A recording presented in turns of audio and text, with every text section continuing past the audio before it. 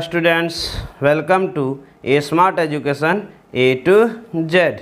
मैं अजय सर आज वर्ग 7 के सुगम गणित के चैप्टर 2 भिन्न, दशमलव भिन्न तथा परिमेय संख्या के सेकंड पार्ट को लेकर आया हूं, जिसमें हम लोग भिन्नों की तुलना करना, भिन्न का जोड़, घटा, गुना, भागा का संक्रिया का अर्थ तथा भिन्न से जुड़े हुए कुछ मुख्य बात और भिन्न के गुणात्मक प्रतिलोम के बारे में जानेंगे। तो चलते हैं अपने वीडियो की ओर, जिसमें हमारा पहला पॉइंट है भिन्न की तुलना करना। हमारा पहला पॉइंट है भिन्न की तुलना। भिन्न की तुलना में हम लोग जानेंगे कि कोई भिन्न छोटा है या बड़ा है और इसे कैसे पता करना है। तो सबसे पहला पॉइंट जो हम लोगों को जानना है, सजातीय भिन्नों में अधिक अंश वाला भिन्न, अधिक अंश वाला भिन्न वह क्या होता है? बड़ा होता है। और जो कम अंश वाला भिन्न है वह क्या होगा? छोटा होगा। इसे हम लोग एक उदाहरण के द्वारा समझते हैं। जैसे हम लोगों को दिया हुआ है 9/11 और 7/11। तो आप देख सकते हैं कि 9/11 और 7/11 का जो हर है वह क्या है? समान है और उसका मान क्या है? 11। तो ये हमारा क्या हो गया? सजातीय भिन्न हो गया।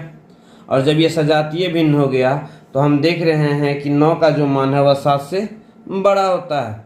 इसीलिए 9/11 जो भिन्न है वह 7/11 के भिन्न से बड़ी होगी। इसे हम लोग इस तरह से भी कह सकते हैं कि 7/11 का जो भिन्न है वह 9/11 वाले भिन्न से क्या होगी? छोटी होगी। चलिए हम लोग एक और एग्जाम्पल लेते हैं। जैसे हम लोगों को दिया हुआ है 5/7 और इधर दिया हुआ है 3/7। अब हम देख रहे हैं कि 5/7 और 3/7 का जो हर है वह क्या है? समान है। चूँकि हर समान है इसलिए ये दोनों भिन्न क्या हो गई? सजातीय भिन्न हो गई। और साथ ही साथ हम देख रहे हैं कि 5/7 का जो अंश 5 है वह 3/7 के अंश 3 से बड़ा है। इसलिए 5/7 वाला जो भिन्न है वह 3/7 के भिन्न से क्या होगा? बड़ा होगा।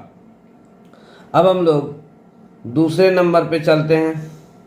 दूसरे नंबर में हम कैसे पता करेंगे कि कोई भिन्न बड़ा है या छोटा है? जब ऊपर वाला अंश क्या हो? बराबर हो। तो 2 या 2 से अधिक भिन्नों के अंश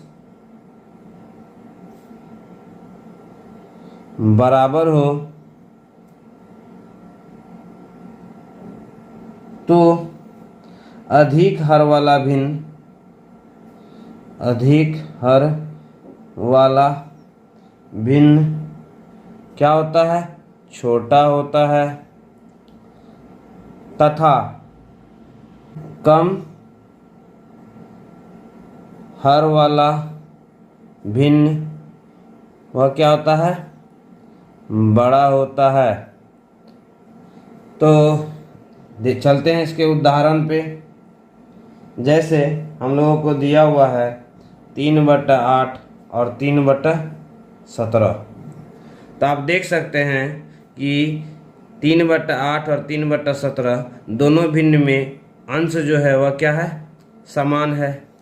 और 3/8 का जो हर है वह 8 है और 3/17 का 3/17 का हर 17 है, जिसमें 8 जो है वह क्या है? 17 से छोटा है। चूँकि 8 17 से छोटा है इसलिए 3/8 क्या होगा? 3/17 से बड़ा होगा। चलते हैं अगले एग्जाम्पल की ओर। 5/2 और 5/4। तो आप देख सकते हैं 5/2 और 5/4 का जो अंश है वह क्या है? समान है। तो नीचे में जो हर है वह क्या है? 5/2 का हर 2 है, 5/4 में हर 4 है, जिसमें 2 जो है वह 4 से छोटा है, इसलिए 5/2 का जो मान होगा वह 5/4 के मान से क्या होगा, बड़ा होगा। चलते हैं अब हम लोग तीसरे पॉइंट की ओर। तीसरे पॉइंट में हम लोग विजातीय भिन्न की तुलना करेंगे। विजातीय भिन्न में हम लोग कैसे पता करेंगे कि कोई भिन्न बड़ा है या छोटा है। जैसे 3/4 तथा 7/5। अब इन दोनों में कौन बड़ा है कौन छोटा है ये कैसे पता किया जा सकता है। तो इसे पता करने की 2 विधि है। सबसे पहली जो विधि है वह है, इन्हें हम लोग सजातीय भिन्न में बदलेंगे।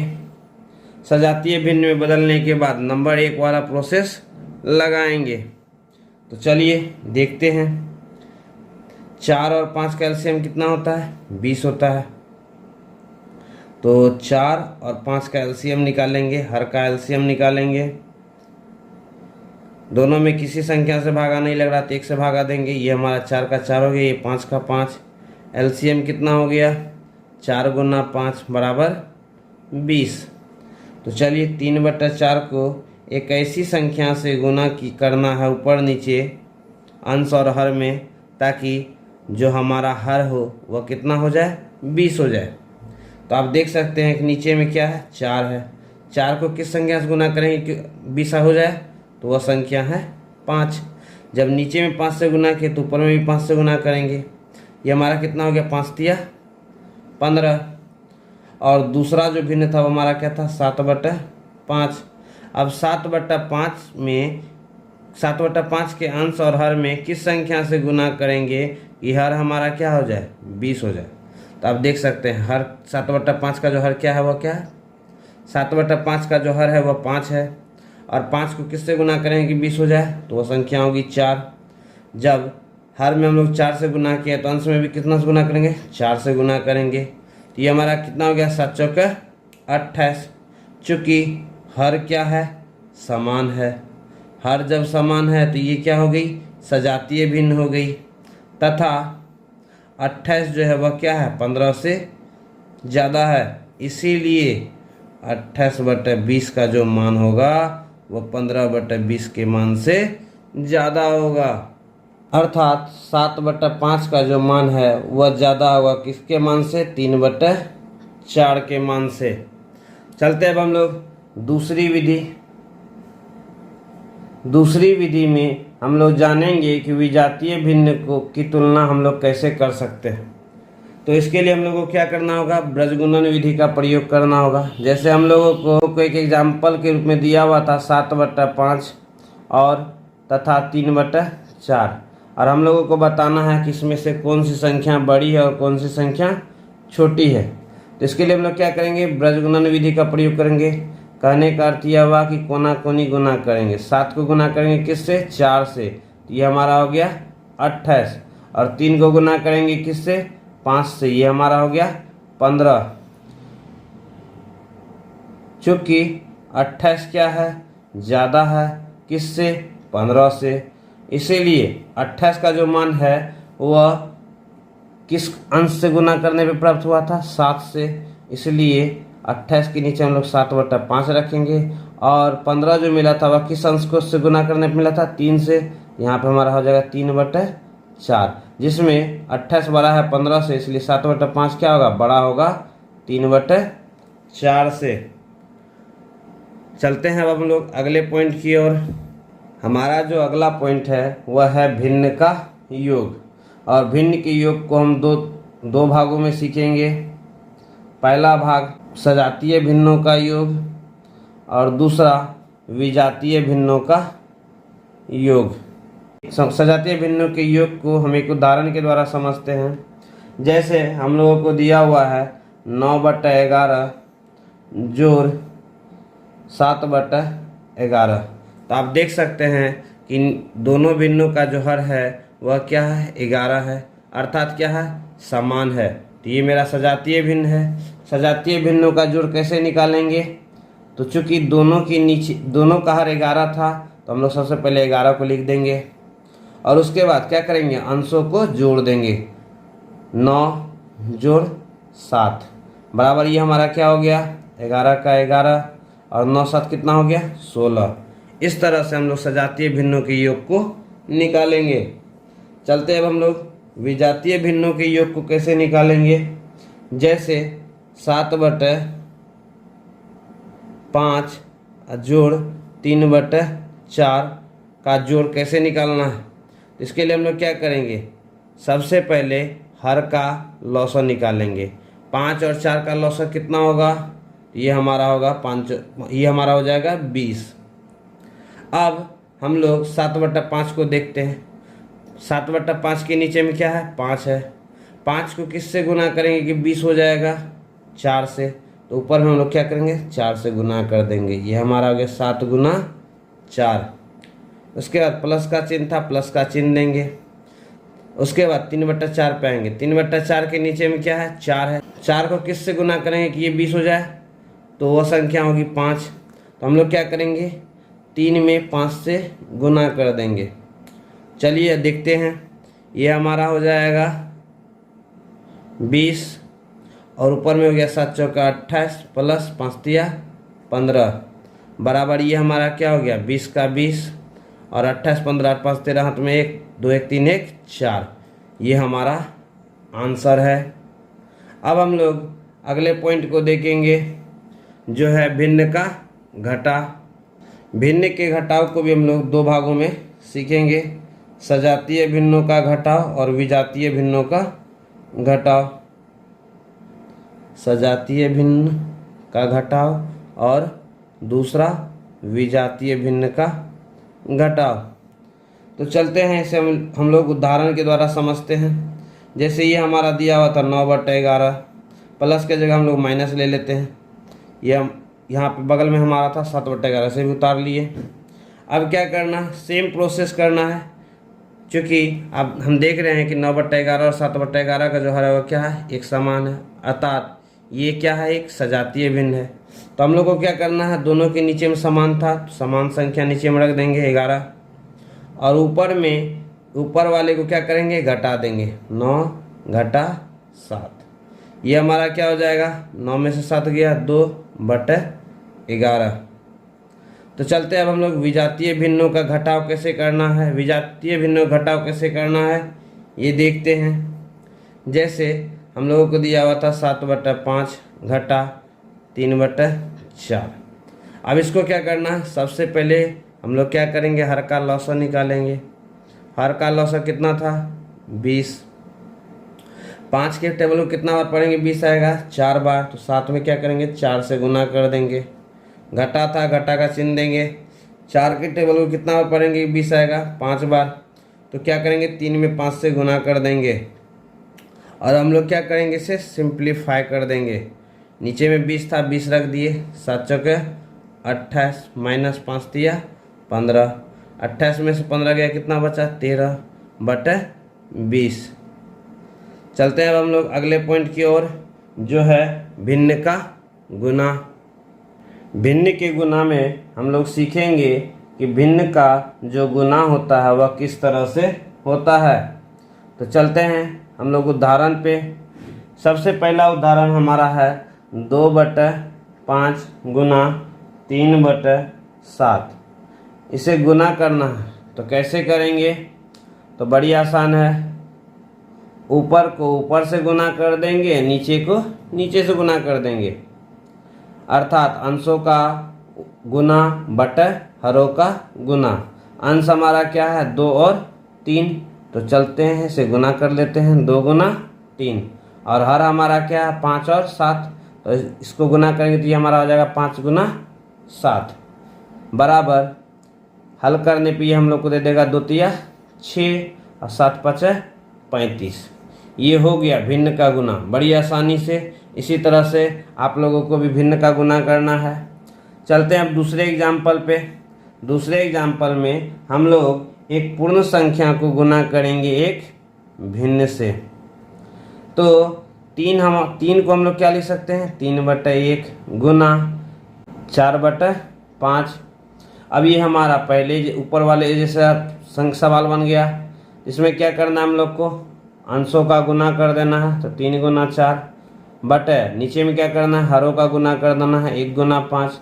ये हमारा कितना हो गया, 12/5। अब हम लोग का संक्रिया के रूप में भिन्न के अर्थ को जानेंगे। चलिए इसे एक उदाहरण के द्वारा समझते हैं। जैसे अक्सर कभी कभी हम लोगों को सवाल में दे दिया जाता है 6 का 2/3, तो इसका क्या अर्थ हुआ, तो इसका अर्थ हुआ 6 गुना 2/3, अर्थात 6 गुना 2/3। तो हम देख रहे हैं कि 6 में 3 से भागा लग रहा है, तो भागा लगा देंगे, 3 का 3, 3 दूनी 6। ये हमारा कितना हो गया, 2 दूनी 4 हो गया। इसी प्रकार से एक और उदाहरण हम लोग लेते हैं। जैसे अगर कभी रहेगा कि 25 का 3/8 कितना होगा, तो क्या करना है, 25 का मतलब गुना होता है, ये हमारा हो गया 3/8। तो ये 25 जो है किससे गुना होगा, ऊपर वाले से गुना होगा, ये हमारा हो गया 25 तिया 75, नीचे में बच गया 8।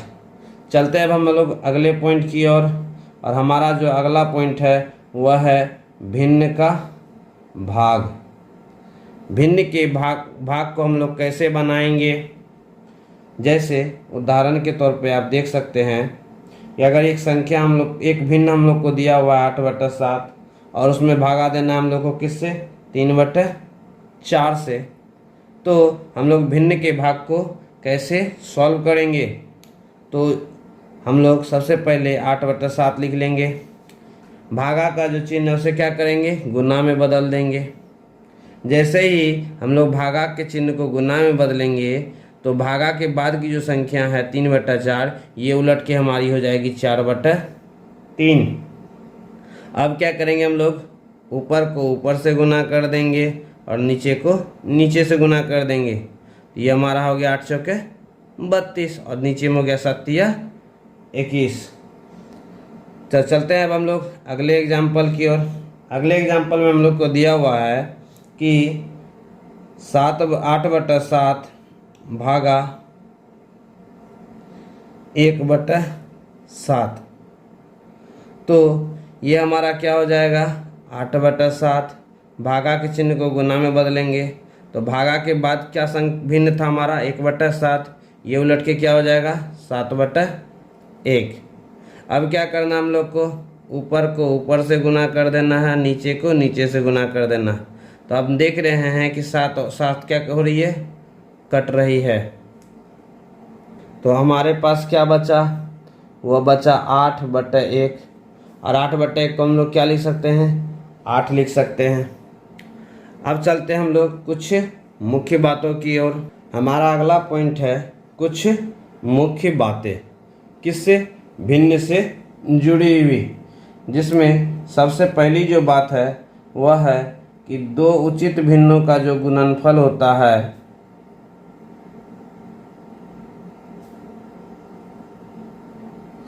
वह दोनों भिन्नों में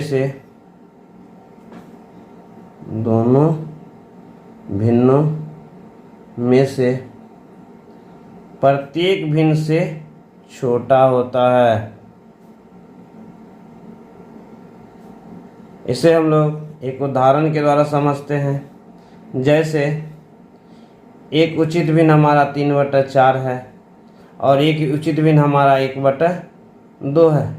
इन दोनों का जो गुणनफल है वह क्या हो जाएगा, ये हो जाएगा 3 गुना 1/4 गुना 2 बराबर 3/8। 3/8 जो है वह 3/4 और 1/2 दोनों से छोटी होगी।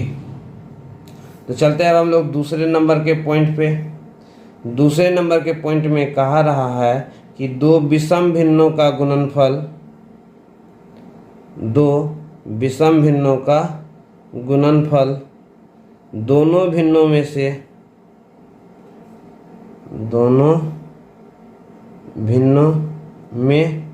से प्रत्येक भिन्न से अधिक होता है। प्रत्येक भिन्न से अधिक होता है।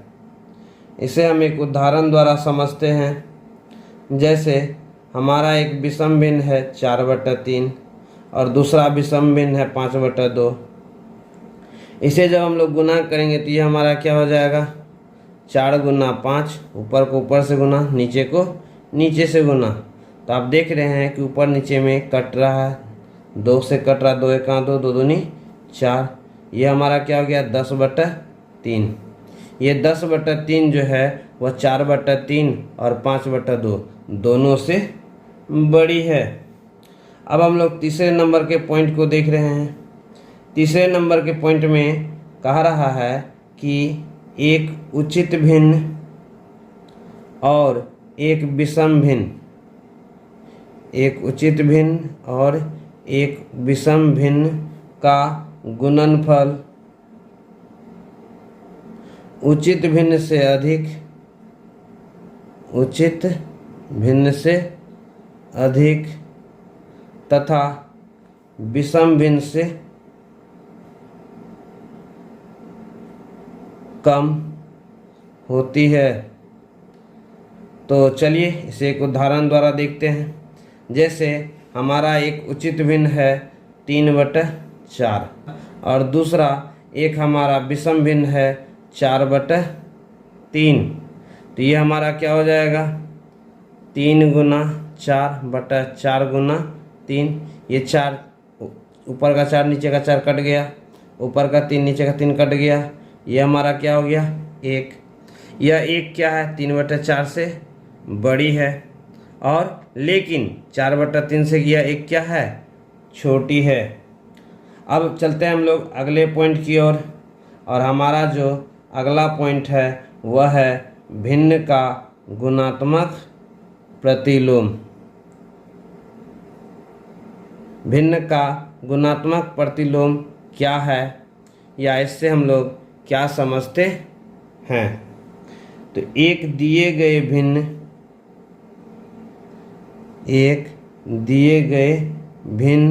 के अंश तथा हर को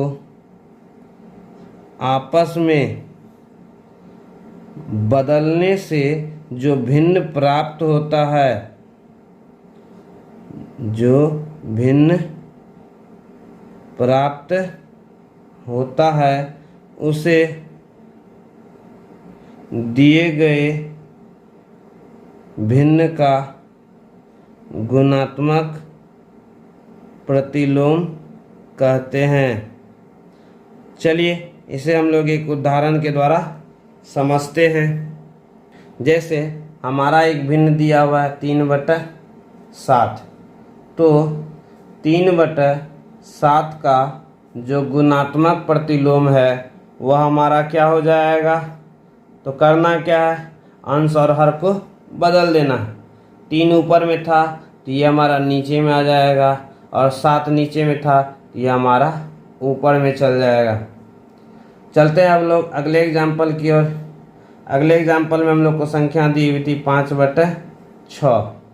तो 5/6 का जो गुणात्मक प्रतिलोम है वह हमारा क्या हो जाएगा, वह हमारा हो जाएगा 6/5। कैसे, तो 5/6 था, 5/6 था, 5 ऊपर में था तो ये चला गया नीचे में, 6 नीचे में था तो ये चला गया ऊपर में। अर्थात हम लोग क्या किए, अंश को हर के स्थान पे और हर को अंश के स्थान पे रख दिए। इसी के साथ हमारा भिन्न का सेकंड पार्ट खत्म होता है। मिलते हैं अगले वीडियो में, तब तक के लिए बाय बाय, सी यू।